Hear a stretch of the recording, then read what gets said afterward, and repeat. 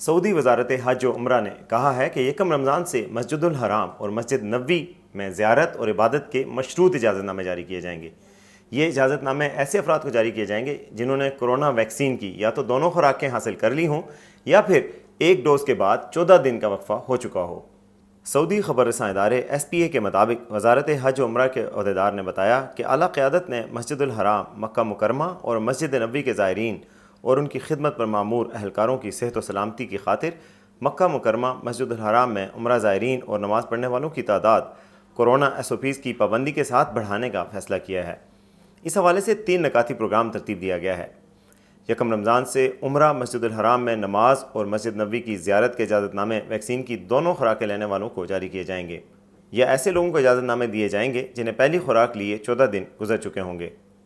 علاوہ ازیں کورونا بیماری سے احتیاطی کے باعث وائرس سے محفوظ ہو جانے والوں کو بھی اجازت نامے جاری ہوں گے۔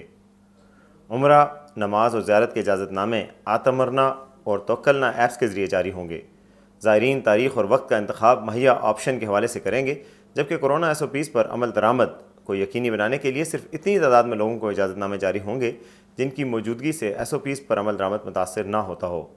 اجازت نامے توکلنا ایپ کے ذریعے چیک کیے جائیں گے۔ وزارت کے عہدیدار نے ہدایت کی کہ عمرہ، نماز اور زیارت کے اجازت ناموں کے لیے منظور شدہ اصل پلیٹ فارم آتمرنا اور توکلنا ایپس ہیں۔ کوئی بھی شخص فرضی ویب سائٹس یا عمرہ، نماز و زیارت کرنے والوں کے چکر میں نہ پڑے۔ اس حوالے سے مزید تفصیلات اور اس طرح کی مزید خبروں کے لیے دیکھتے رہیے urdunews.com۔